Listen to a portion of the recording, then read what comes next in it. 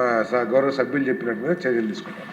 ధన్యవాదాలు. అమర్నాథ్ రెడ్డి గారు, ఈయన పెద్దగా మాట్లాడరు, ఈరోజు మాట్లాడుతున్నందుకు ధన్యవాదాలు. పెద్దగా మాట్లాడి చాలా రోజుల నుంచి మాట్లాడుతూనే ఉన్నాను అధ్యక్ష, ఈ మధ్య కొంచెం గమ్మునున్నాను. అధ్యక్ష, చిత్తూరు జిల్లాలో పడమటి ప్రాంతాలు పూర్తిగా కూడా కరువు ప్రాంతం. కీర్తిశేషులు నందమూరి తారక రామారావు గారు వేసిన బీజం, అదేవిధంగా మన ముఖ్యమంత్రి చంద్రబాబు నాయుడు గారి పట్టుదల ఆలోచనతో ఈరోజు హంద్రీనీవా జలాలు నేరుగా కుప్పం చేరాయి అధ్యక్ష. దాదాపు 6 నెలల నుంచి కూడా నీళ్లు కంటిన్యూగా పారుతూ ఉన్నాయి అధ్యక్ష. నా నియోజకవర్గంలో, పలమనేరు నియోజకవర్గంలో హంద్రీనీవా కాలువ నుంచి కూడా గ్రావిటీ పైన చెరువులకు ఇచ్చేటువంటి సందర్భంలో అక్కడ వెంటలు లేవు అధ్యక్ష. చాలా సందర్భాల్లో మంత్రి గారిని కూడా నేను కోరడం జరిగింది, ప్రభుత్వానికి కూడా చాలా సందర్భాల్లో తెలియజేయడం జరిగింది.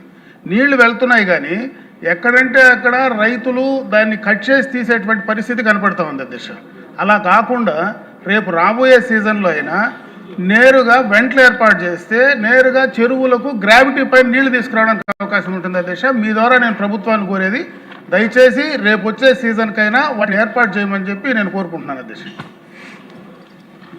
కేఈ శ్యామ్ గారు. అధ్యక్ష,